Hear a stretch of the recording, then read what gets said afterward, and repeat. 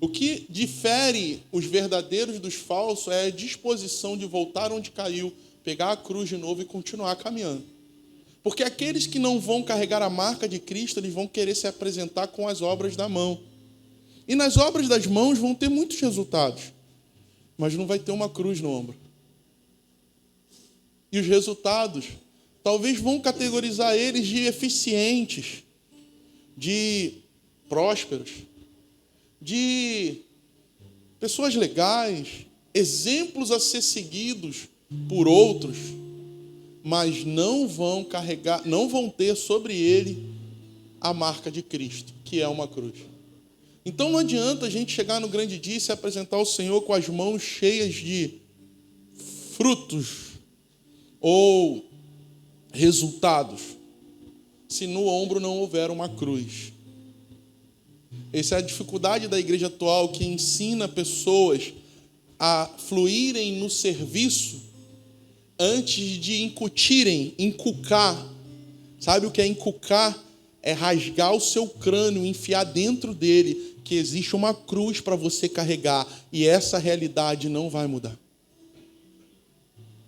Porque a partir do momento que você assume, não, eu tenho algo que o Senhor requer de mim, eu tenho que honrar o meu Senhor, eu tenho que dar o meu melhor para Ele, eu tenho que servir o meu Senhor com verdade, honra e dignidade.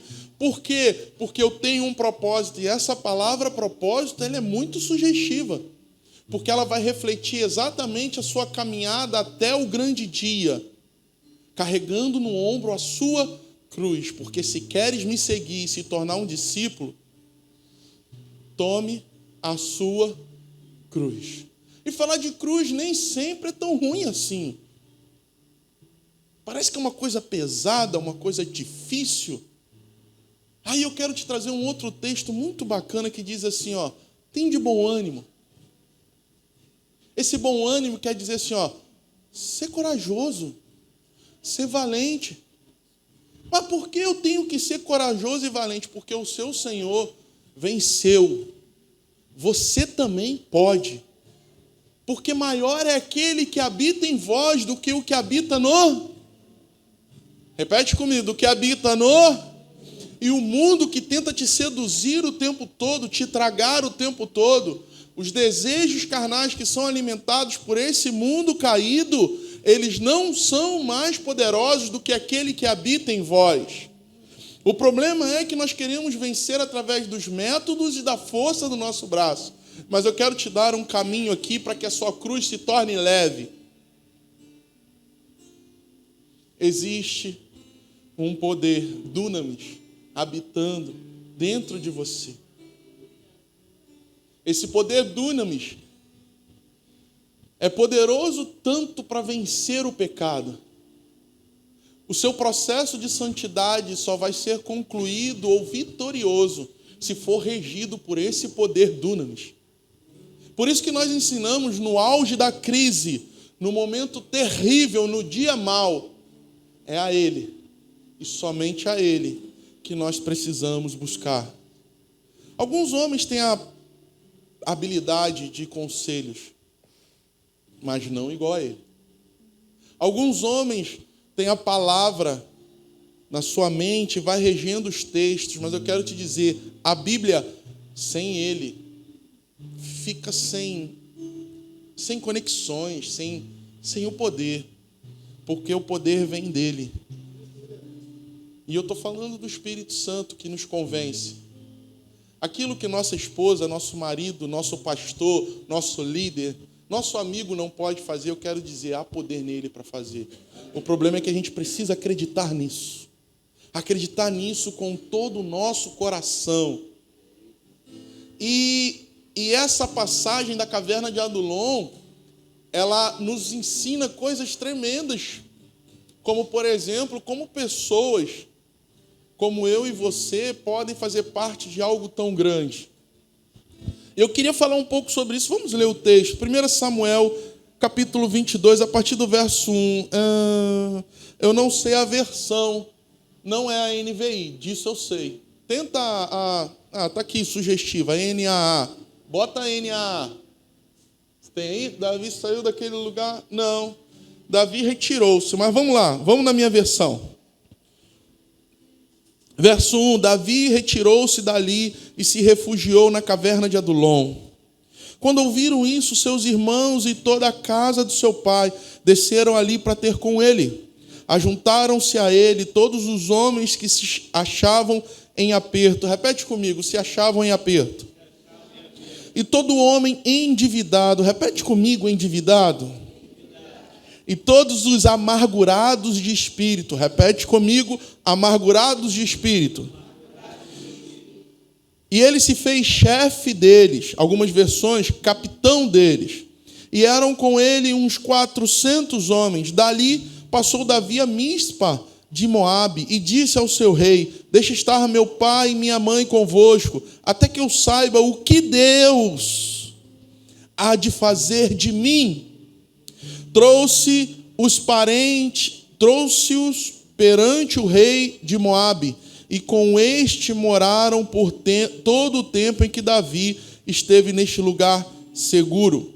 Porém, o profeta de Gade disse a Davi: não fiques nesse lugar seguro, vai e entra na terra de Judá. Então Davi saiu e foi para o bosque de Herete. Até aí, verso 5. Então Davi saiu e foi para o bosque de Herete. Eu quero ressaltar aqui os 3 tipos de pessoas que encontraram na caverna de Adulom, na presença de Davi, refúgio. Repete comigo: caverna é lugar de esconder-se. Muitos dos nossos irmãos têm a prática de falar assim: eu estou na caverna. É impossível você negar a existência de cavernas espirituais. Elas são reais, elas existem. Então, um homem e uma mulher de Deus, por exemplo, quem não lembra da experiência de Davi, quando ameaçado por Jezabel, que se enfiou dentro de uma caverna com medo daquela ameaça. Então, caverna é esse lugar em que Davi também, com medo das ameaças de Saul e a perseguição de Saul, entra para se esconder, para se refugiar, para fugir daquele perigo momentâneo. Então, muitos de nós têm habitado em cavernas por um medo das ameaças que vêm sobre nós. E se hoje as ameaças não chamam-se por Jezabel ou Saul, as ameaças podem ser a questão financeira, o medo da enfermidade, o medo de se envolver em algo que não domina, como, por exemplo, igreja. O medo de relacionar-se com pessoas que podem magoar, que podem trair, que podem abandonar. A verdade é que o medo continua empurrando pessoas para dentro da caverna, porque, afinal de contas, a caverna é um lugar de subsistência. Melhor, de sobrevivência. Mas Jesus não nos salvou para sobreviver. Ele nos salvou para nos dar vida, e vida em abundância. O Senhor não depositou dentro de nós o Espírito de poder chamado Espírito Santo de Deus, para que a gente pudesse passar por esse mundo ou nessa caminhada sobrevivendo. Nós não deveríamos ser um sobrevivente da fé, mas sim aqueles que com ousadia e autoridade iria pregar o Evangelho, expulsar demônios, curar enfermos, em nome de Jesus. Quantos estão comigo aqui? Então eu quero nessa hora já começar profetizando sobre a sua vida. A caverna pode ser até um momento de refúgio para acalmar o seu medo, mas nunca foi habitação para aqueles que carregam o Espírito Santo. A caverna pode ser por alguns momentos a solução rápida e eficaz para o seu problema. Mas eu quero te dizer uma coisa: quando Elias saiu da caverna, ali estava Jezabel. E quando Davi sai da caverna, ali está Saul. Eles estão plantados de frente para a caverna, esperando você sair para enfrentá-los. Davi sabia disso, mas ele precisava de um momento de discernir, porque aqui ele vai procurar o rei de Moabe e vai dizer assim: fica com os meus parentes, os pais e os irmãos, até que eu descubra o que Deus quer fazer de mim.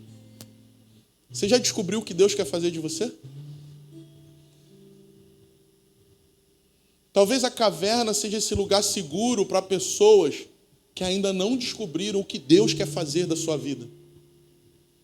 Se eu te perguntar hoje, nessa noite, assim, ó, o que Deus quer fazer da sua vida?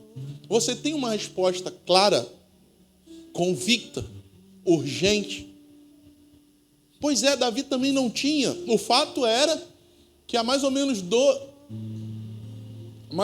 8 ou 9 anos atrás ele tinha sido ungido rei na casa dos pais, por Samuel, o profeta da nação. E agora ele se encontrava no fundo de uma caverna com medo de Saul. Quantos de nós já não recebeu a imposição de mãos? A palavra profética, a unção transferida.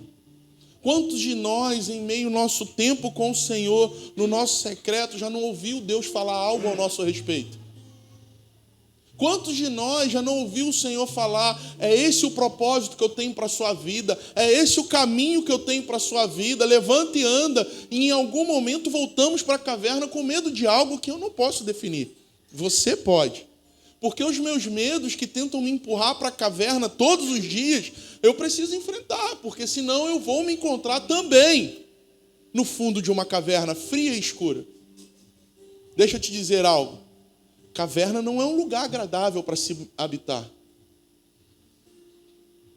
Mas parece que a gente desenvolve uma forma de viver nos lugares mais inóspitos que existe. Parece que, de alguma forma, a gente desenvolve um meio de viver dentro de uma caverna que não é para o ser humano, não é para o filho de Deus, não é para o homem, para a mulher de Deus, mas a gente desenvolve, tamanho é o nosso pavor e o nosso medo de enfrentar aquilo que está do lado de fora. Mas eu tenho uma notícia vitoriosa para você. Saul e Jezabel continuam do lado de fora da caverna. E outro não vai derrubar aqueles que você precisa derrubar. Então, nessa noite, é noite de você escolher sair da caverna, com medo ou sem medo. Porque caverna nunca foi o seu lugar. E eu quero falar desse momento em que alguns homens começam a procurar Davi em meio a uma caverna. Eu classifiquei aqui, a palavra classifica 3 tipos de pessoa, 3 tipos de homens. E talvez você se enquadre em um deles. Não tem problema. Eu não vou nem pedir para você levantar a mão e nem vou pedir para você se expor. Eu só vou pedir que no seu coração, onde o Senhor sonda agora, ontem, amanhã, daqui a 1 hora, o coração que Ele está ali sondando o tempo todo, seja verdadeiro com Ele, porque essa obra é de dentro para fora, não é assim? Esse convencimento precisa ser de dentro para fora. Então, muito mais que um apelo à luz apagada, uma mão sobre a sua cabeça, um abraço, um choro, uma decisão externa, é essa transformação de dentro para fora. Lembra o processo de Elias? E veio o terremoto, e não era Deus. O texto está narrando a percepção de Elias, mas era Deus. E Deus sacode a caverna e Elias não viu Deus naquele terremoto. E Deus manda um vento impetuoso e Elias não viu Deus naquele vento. De repente, uma brisa. E eu amo essa brisa. Essa brisa que não vai te expor, mas vai te provocar um reboliço dentro. Uma brisa que vai te fazer sair hoje desse lugar em crise. Rindo para todo mundo, ó, mãos levantadas, cheiroso, né? Com a camisa bonita, com a marca de Cristo, mas por dentro um terremoto. Doido para chegar em casa e entrar na presença dele mais uma vez, mas tem que cumprir o rito social. Nós somos igreja, nós somos comunidade de fé. Mas a minha oração é para que nesse rito social você não se perca em mais uma caverna e que você chegue em casa e seja verdadeiro com o Senhor. Só se Ele te mexer por dentro. Talvez hoje não seja noite de gritos, mas é noite para entender quem são os guerreiros de Davi na caverna de Adulão. Um dos tipos de pessoa, o primeiro grupo, segundo o texto, era formado por homens que se achavam em aperto. Essa expressão, na cultura, se refere a pessoas perseguidas, assim como Davi. Davi era um homem que se encontrava em aperto. Existia alguém tentando dar cabo da vida dele. Então, quando o texto vai dizer assim, ó, se achavam em aperto, esse texto está falando sobre os fugitivos, Quem, em meio a uma tribulação muito grande, uma dificuldade muito grande, não pensou em fugir? Está na natureza humana buscar o mais fácil. E muitos dos dias maus que vivemos, fugir seria o mais fácil. Mas eu quero te dizer uma coisa nessa noite para trazer esperança ao seu coração. Você chegou até aqui. E você entrou na caverna de Adulão. E dentro da caverna de Adulão tem propósito. Mais violento do que aquele que te persegue do lado de fora. E eu tenho ensinado há 3 anos aqui, maior do que a cobertura que o apóstolo pode dar, que o pastor pode dar, a oração poderosa da irmã de Coque, é a cobertura do Espírito Santo. E existe uma proteção que nenhum pastor pode oferecer. Eu tenho pregado por onde eu vou e aqui também sobre o violento propósito de Deus, que te mantém vivo, que te livra das balas perdidas, dos acidentes de trânsito, do homem mau. Esse é o violento propósito. Você tem ideia de quantos livramentos o Senhor te tirou, sem que você nem saiba que eles tenham acontecido? Esse é o violento propósito. Alguns você vivenciou e, cara, que livramento. Cair de uma laje, os ferros pontiagudos. Poderia estar agora com o estômago, o rim, o pulmão furado. Mas 4 pontos na testa, só para lembrar que Deus é Deus. Aleluia. Vocês estão entendendo? E eu não estou minimizando a dor dos 4 pontos na testa. Eu estou dizendo que existem livramentos diários acontecendo na nossa vida por causa dessa violência do propósito de Deus nela.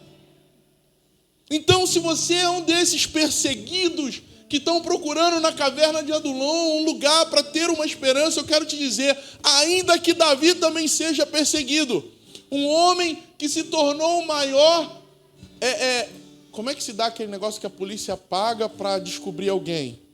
A recompensa, o procurado. O maior procurado da nação de Israel era Davi, irmãos. Só quem estava procurando ele não era um dono de fazenda, não era um nobre, era o rei Saul. Um homem sanguinário, impiedoso. Então, dos procurados, Davi era o maior. Mas eu quero te dizer uma coisa, sempre houve um grande propósito, um violento propósito na caverna de Adulão. Porque o primeiro que entrou foi Davi, depois de mais 400 perseguidos. Eu não sei quanto a você, irmãos, mas quando me foi apresentado essa coisa de Cristo, de igreja, eu era um fugitivo errante desse mundo. Minha alma gozava de uma liberdade maligna que me carregava para lugares escuros, sombrios, que me fazia fazer coisas terríveis. A caverna de Adulão é uma das maiores alusões da igreja de Cristo. Aqui é o lugar dos ex. Ex-ladrão, ex-mentiroso, ex-viciado, ex-prostituta, ex-adúltero. Ei, olha, a realidade da caverna de Adulão diante dos nossos olhos. Homens e mulheres fadados à destruição. As trevas eternas encontraram grande luz e escolheram por ela a grande caverna de Adulão. Porque se lá fora nós somos requisitados pelo nosso currículo vitae, não sei nem se fala assim, né? Currículo vitae. Aqui dentro não, irmãos. O amor é o mesmo. A paz é a mesma. A libertação oferecida é a mesma. A cura é a mesma. Porque procede do mesmo Senhor. É ministrada e operada pelo mesmo Espírito. Somos chamados à mesma mesa. Talvez você não percebeu porque nos cumprimentamos como irmãos. A paz do Senhor, meu irmão. Carlos está alterando isso para varão. Mas eu gosto muito ainda do irmão. Porque ainda que... então tá. Agora eu comecei a ficar leve. Irmãos, tem uma coisa que está me incomodando nessa sociedade, é esse tal de pai. Quem já entrou num posto de gasolina e... Fala aí, pai. Tu vai no mercado e o irmão... Pô, posso levar tua sacola, pai? Qual é, pai? Ei, escute uma coisa. Uma cultura caída gera vício de linguagem. Para uma nação órfã como a nossa, vulgarizar a palavra pai é muito subjetivo. Se você chama qualquer um de pai, pode ser que você não tenha nenhum. E isso, de alguma forma, está me incomodando. Eu comentei com a Alina, falou, começou. Tu é chato pra caraca. Não, que isso é chato, eu sei. Me diga uma novidade. Mas eu não sei se isso já te incomodou. Todo mundo é seu pai? É porque a gente esqueceu que a palavra tem poder. É uma coisa chata, irritante. Eu já estou ao ponto de você, não sou teu pai. Quer, né? Aí vai ser, não, meu Deus, rasgou o coraçãozinho melindroso. Não, irmãos, essa coisa de pai deveria ser muito sério. Pai aponta para o destino. E as pessoas estão cheias de destino. Porque eles têm pais de todo tipo de gente. Essa palavra tem poder, irmãos. Você entra na presença do seu Deus e chama, Abba, Pai. Parece que alguns termos nós estamos vulgarizando e estamos perdendo o poder nas palavras em oração. Aconteceu com amor. Então eu não amo mais, eu gosto. Ei, cristão ama. Aconteceu com perdão. Eu não peço mais perdão, eu peço desculpa. Ah, pastor, você está sendo muito radical. Eu estou. A linguagem que você usa determina a cultura que você tem. E não adianta tornar as palavras mais leves para que a sua alma saia escondido. Use palavras com peso de eternidade. Assim é a Bíblia. Se você errou, o pedido é de perdão, não é de desculpa.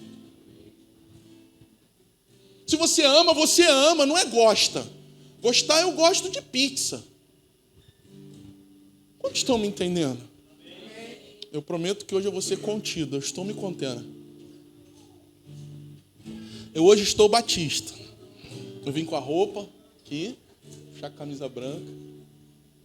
Irmãos, parece ser uma coisa tão assim, sem importância. Cuidado com as coisas sem importância. Na época da visão, que a gente fazia encontro com Deus, aí, bobão, também fui. Fiz alguns encontros com Deus, porque a libertação aqui foi pesada. Encontro, reencontro, essas paradas. Então, a gente ensinava que as palavras têm poder. Quantos estão aqui comigo? Mas parece que agora a gente fala um monte de besteira e acha que é transado. É moda. Ah, pastor, a gente fala assim, cuidado. Cuidado, porque na época que eu era da visão, eu ensinava que existe um demônio chamado não tem nada a ver. Já ouviu desse demônio? Esse demônio é assim, irmã, a sua roupa está indecente. Ah, pastor, não tem nada a ver. Irmão, isso não condiz com a vida de um cristão. Ah, pastor, não tem nada a ver. Irmão, isso não são práticas de um evangélico, de um crente em Deus. Ah, esse pastor é chato, não tem nada a ver. Esse é o demônio. É o demônio que nos faz negociar princípios para se tornar uma pessoa transada segundo o modelo de uma sociedade caída. Quantos estão aqui comigo? Amém. E a caverna de Adulão, ela é essa representação de tudo que não prestava.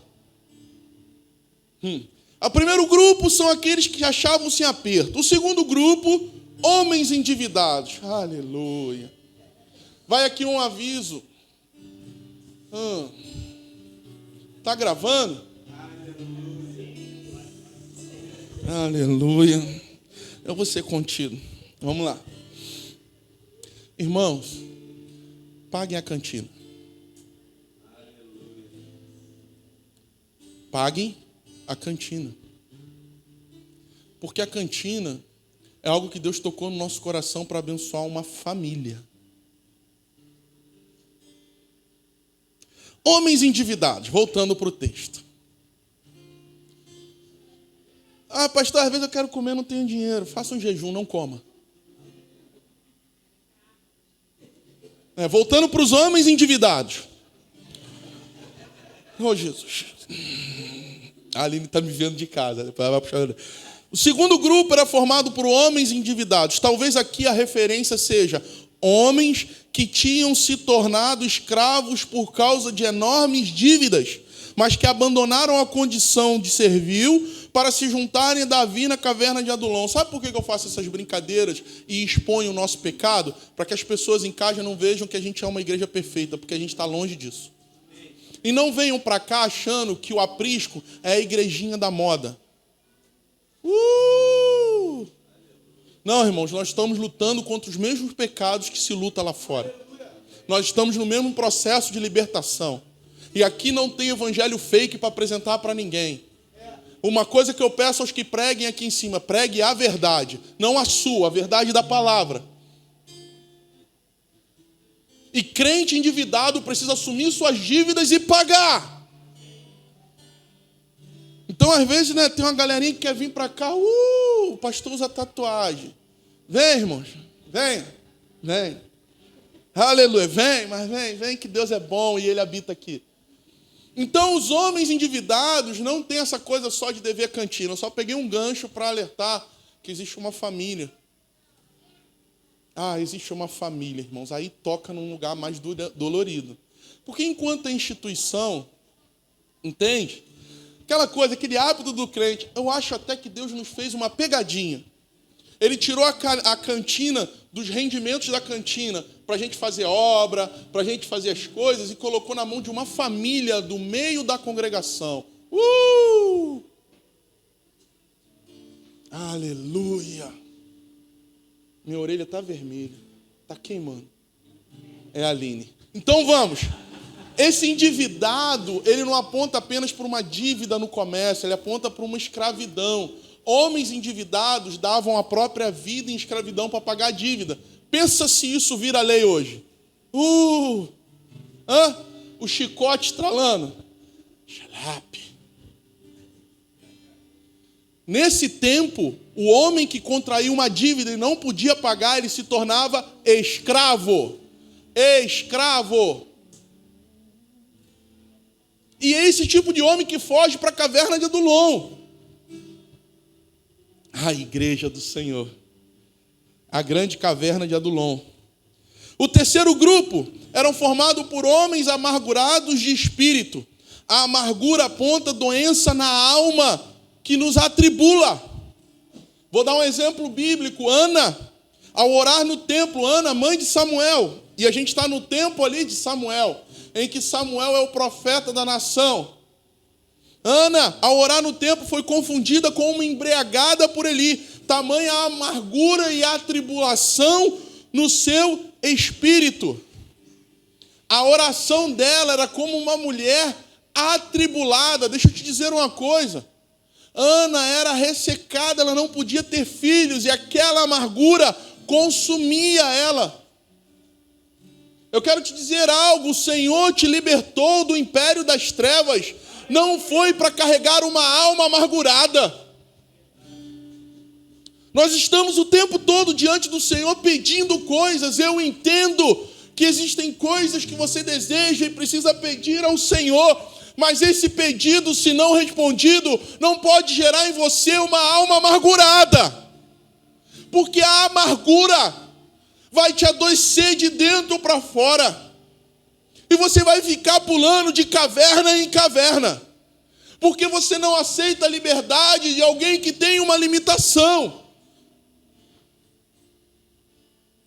Deus é poderoso, Deus é soberano, Ele está sentado no trono de glória, Ele comanda todas as coisas. Eu só não aceito a minha situação. Eu quero te dizer, Ele é Deus.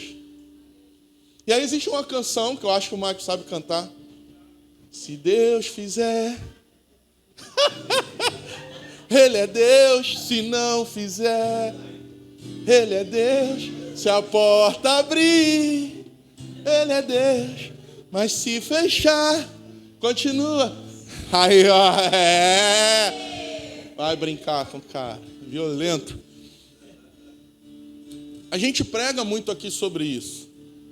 A gente gasta tempo pedindo uma porta aberta. Pensa se Deus fechasse todas as portas erradas na sua vida. É outro processo de seleção.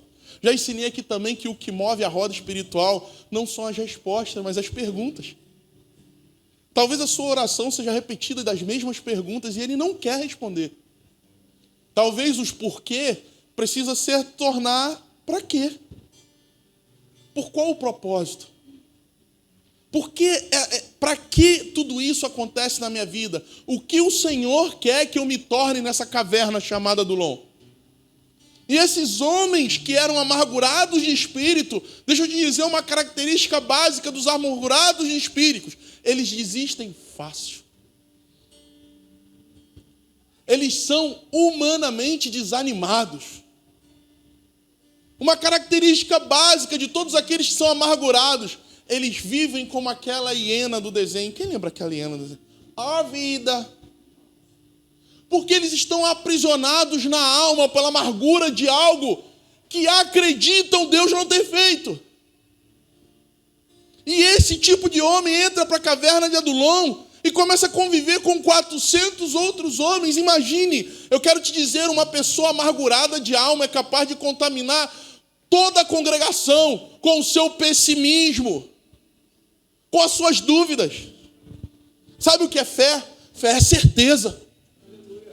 Aqueles que caminham perto de mim, aí vai acabando o cimento, vai acabando a areia.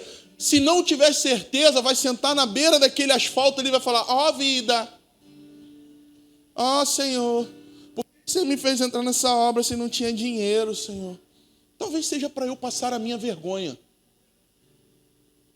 Eu nunca tive medo de passar vergonha. A caverna de Adulão já é uma grande vergonha. E se você se encontra dentro de uma caverna hoje, já é a sua vergonha.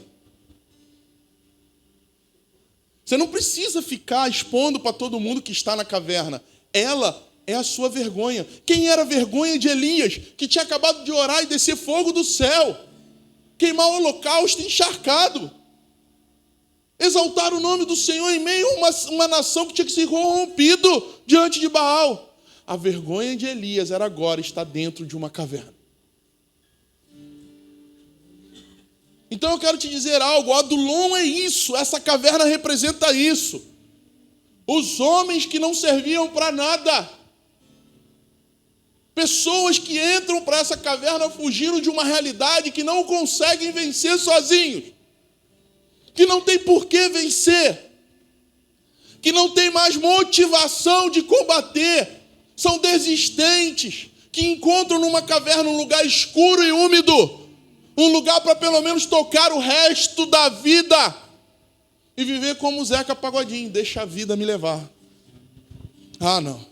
Ele não te transportou do império das trevas para o reino do Filho do seu amor, para que você viva como: deixa a vida me levar. Hoje é noite de entender o violento propósito da caverna. E eu fiquei pensando nisso, eu falei: que tipo de gente vai sair dessa caverna?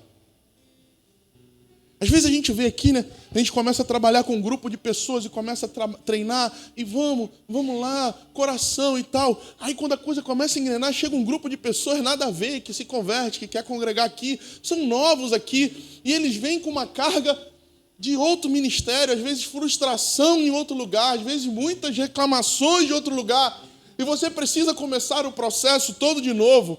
A igreja é a grande caverna de Adulão, aberta para todos aqueles que estão fugindo, para que aqui eles se encontrem com a luz, e a partir daqui se tornem não mais fugitivos, mas o que o texto vai dizer: os valentes de Davi. Um exército formado por endividados, por atribulados, por fugitivos, agora são conhecidos biblicamente de geração em geração como os valentes de Davi. Talvez esteja aí o teu propósito.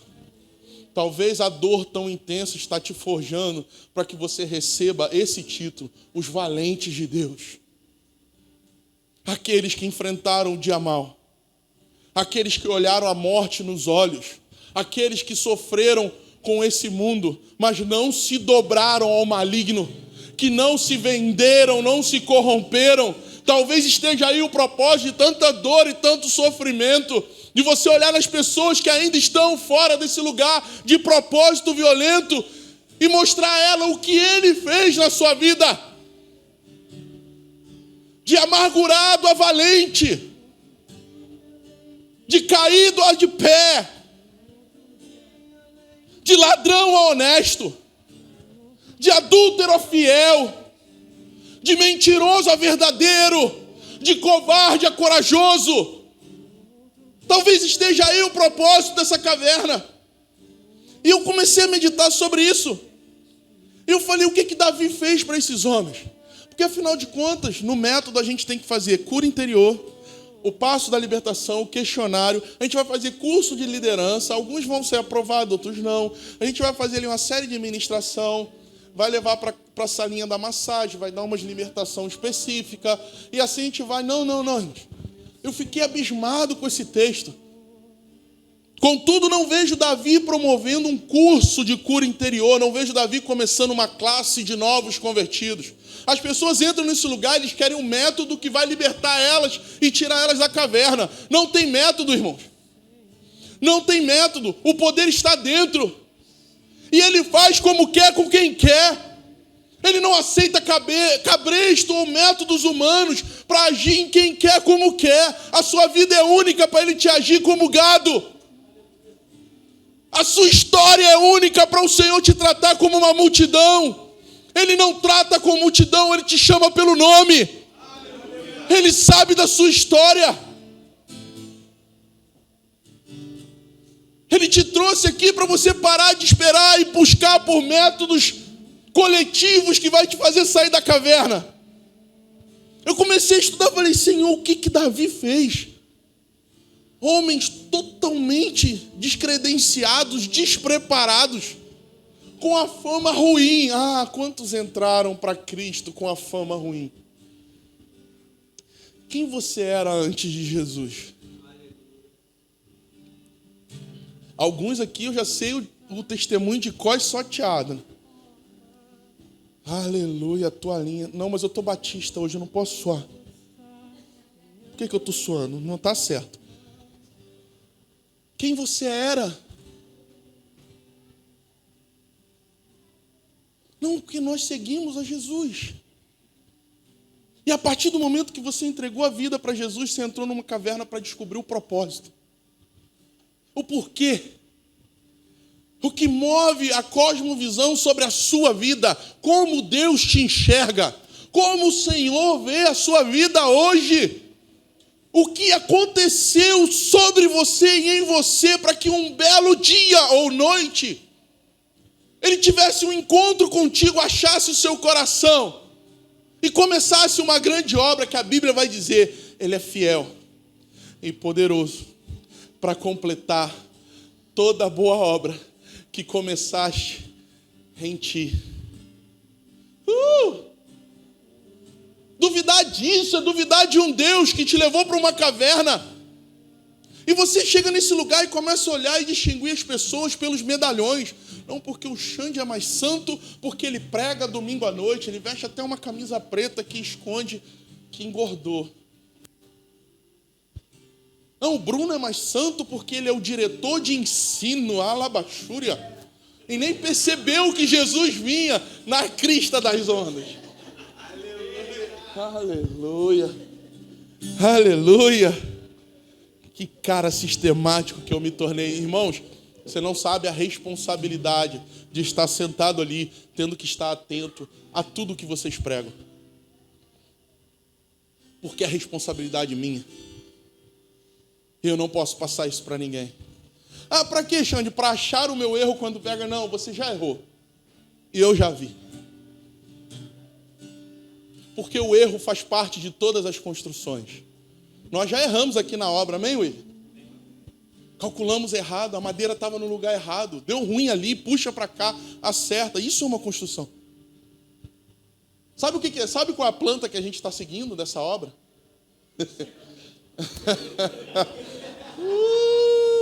Irmãos, se tu vem um dia para cá, o que a gente vai fazer hoje? Então, vamos ver.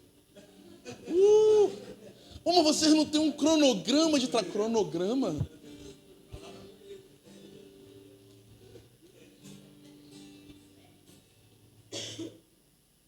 O William, no início da obra, falou, Xande, tem um rabisco, né, um desenho? Eu falei, até tenho, mas está aqui dentro. Eu não sei se você vai acreditar nisso. Eu não sei se a sua fé alcança isso. Mas eu já vi esse lugar pronto. Eu só estou seguindo uma visão que eu vi.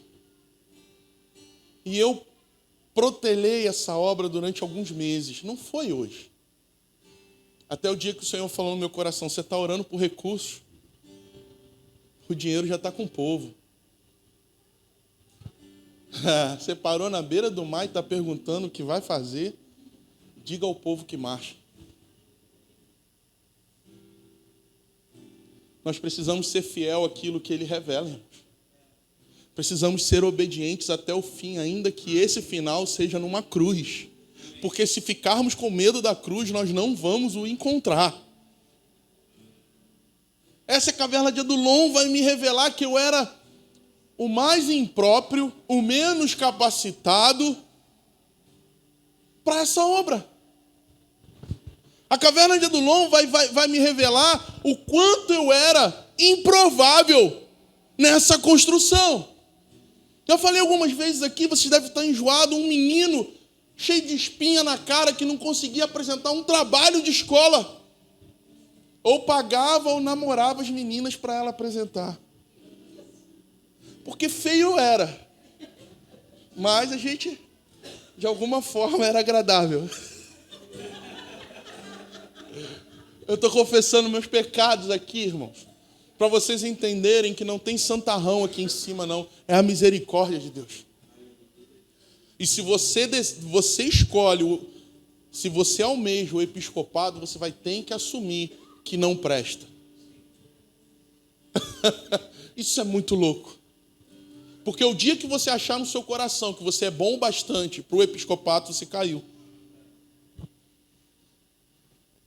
E talvez você não me entenda isso agora. E talvez seja uma palavra contra santidade ou pureza, mas eu quero te dizer, nesse altar aqui, santidade ao Senhor é bem latente. E quando eu convido alguém, eu chamo alguém para ministrar aqui, o meu desejo é que ele morra diante do Senhor.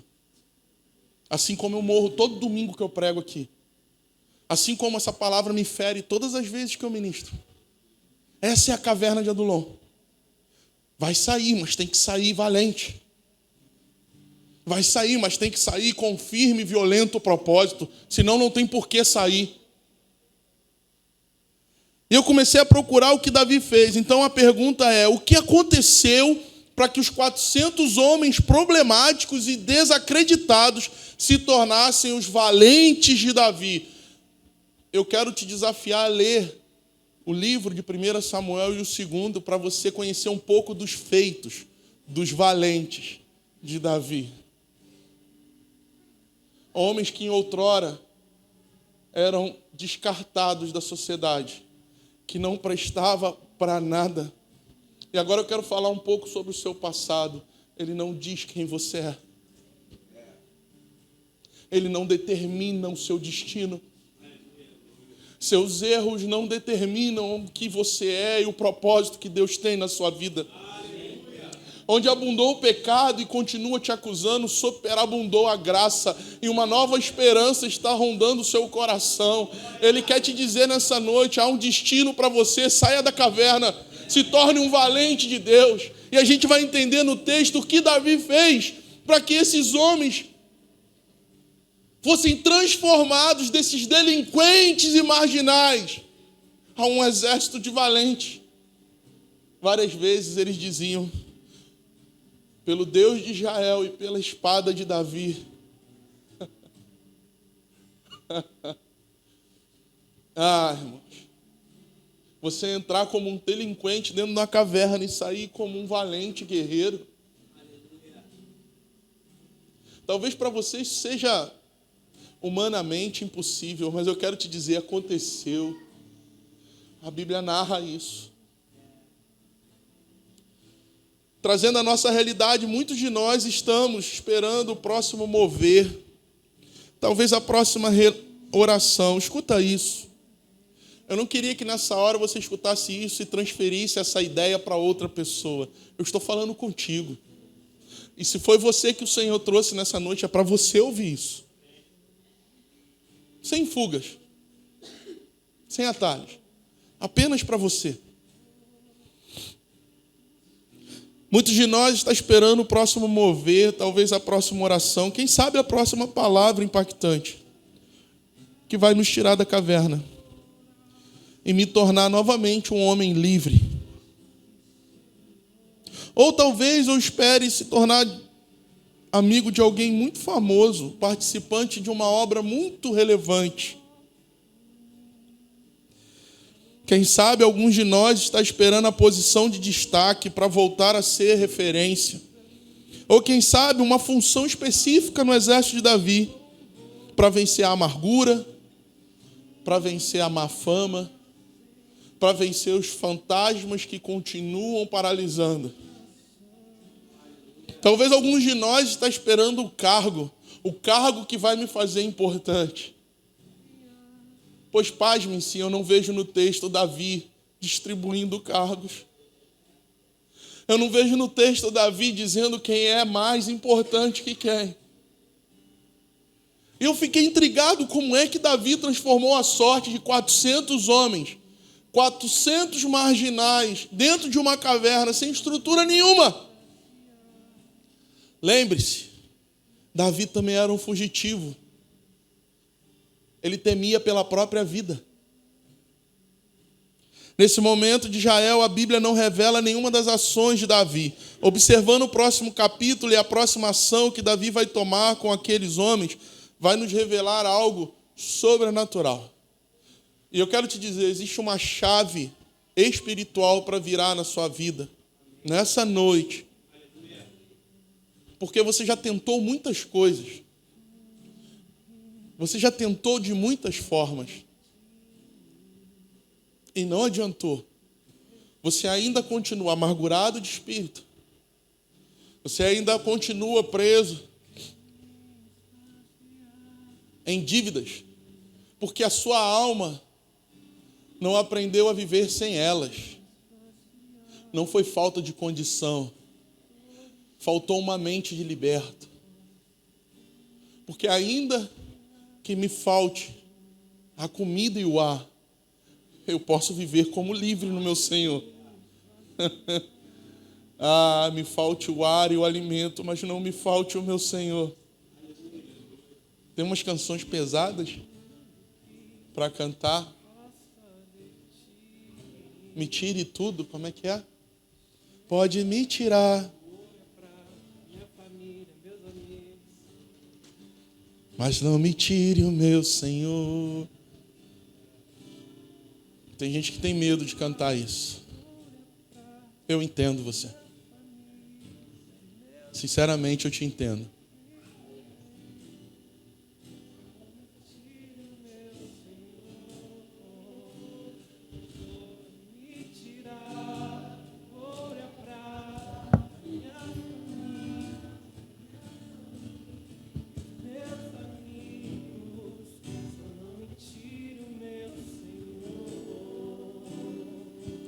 Deixa eu te dizer o que esses homens tinham quando escolheram entrar na caverna de Adulão. Uma fama terrível. E eram fugitivos. Uma alma amargurada. E mais nada. Você só pode perder aquilo que ainda é seu. Porque o que é do Senhor, nada nem ninguém pode tirar. Se teus filhos é do Senhor e você ainda tem medo de perdê-los, é porque eles são seus. Se o teu emprego é do Senhor e você tem medo de perdê-lo, é porque ele ainda é seu. Se a sua casa não é do Senhor, você precisa realmente ter medo de perder ela. Esses homens entram na caverna com Davi, sem nada para perder. Se o Senhor não guardar, em vão. Em vão. Se o Senhor não guardar, em vão. Sua ansiedade é em vão. A força dos seus braços é em vão. A sua inteligência é em vão. as suas experiências passadas são todas em vão. Ah, se o Senhor não guardar. Davi sabia disso, por isso não matou Saul.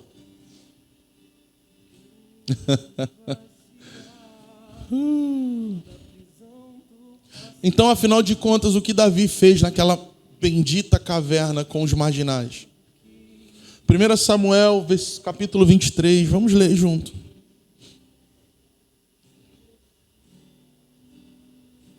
1 Samuel, capítulo 23, verso 1. E foi anunciado a Davi, dizendo: eis que os filisteus pelejam contra Keila e saqueiam as eiras. E consultou Davi ao Senhor, dizendo: irei eu e ferirei a estes filisteus? E disse o Senhor a Davi: vai, e ferirás aos filisteus, e livrará a Keila. Porém os homens de Davi, os marginais, os amargurados de alma, olha o processo de libertação.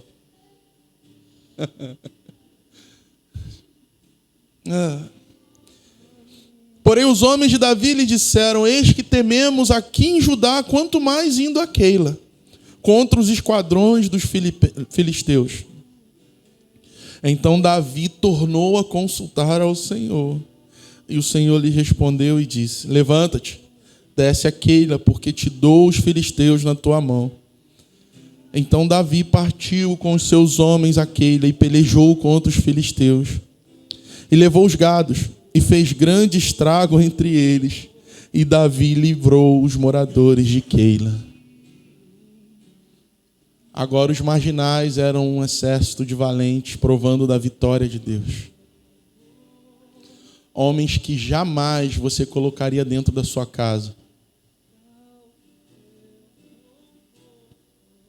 Mesmo diante do medo daqueles que enfrentavam seus fantasmas e não estavam acostumados a obedecer a Deus, Davi se levanta e com convicção direciona aqueles 400 homens para a guerra.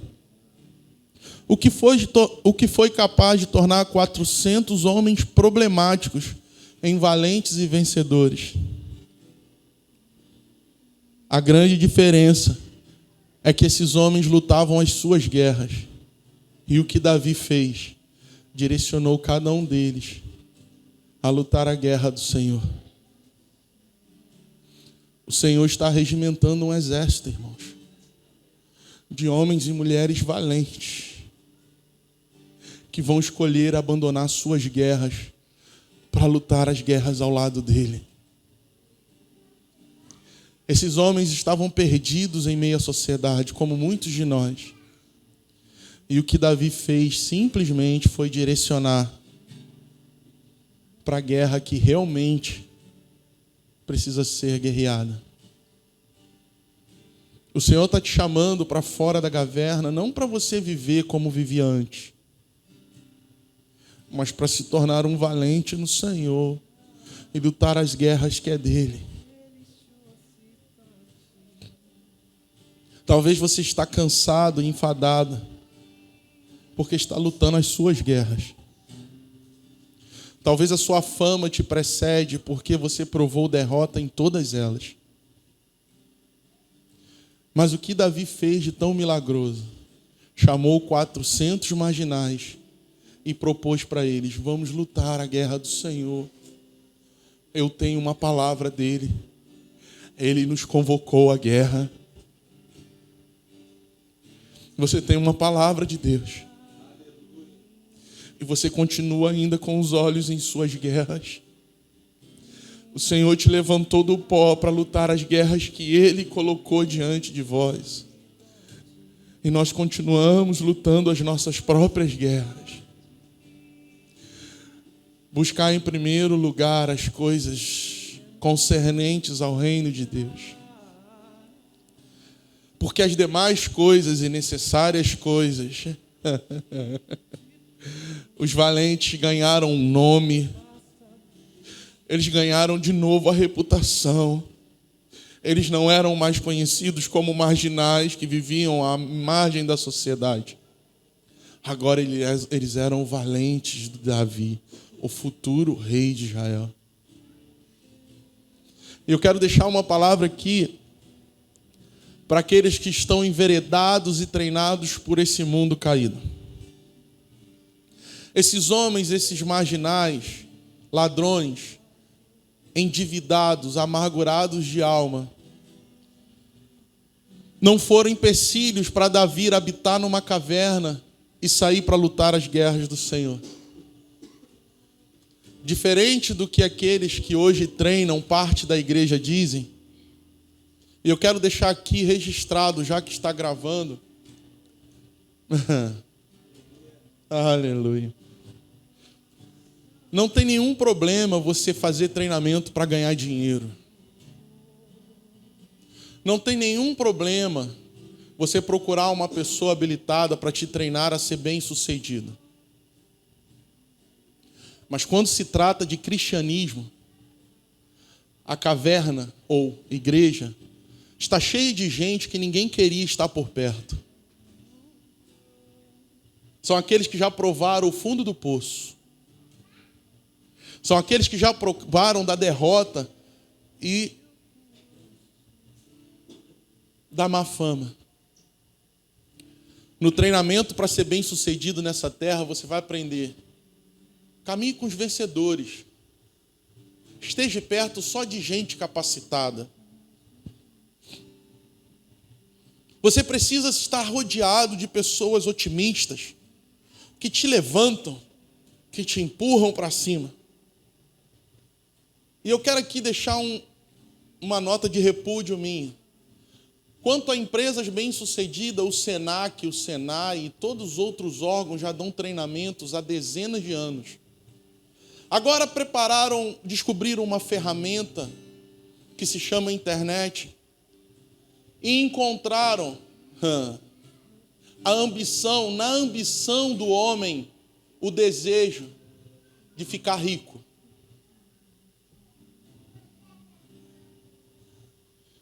Cada um tem o seu lugar na sociedade e esses novos treinadores, chamados coaches, podem te treinar para ganhar muito dinheiro. Mas na caverna de Adulão, o futuro rei de Israel, o homem segundo o coração de Deus, não abriu mão de habitar com gente que não valia nada, com gente amargurada, com gente traumatizada, com gente que não deu certo nessa vida que dizem que é vida, que não ganhou dinheiro, que não ficou milionário, que não ficou rico, mas que se tornaram os valentes de Deus. Treinamento na internet, nas salas milionárias.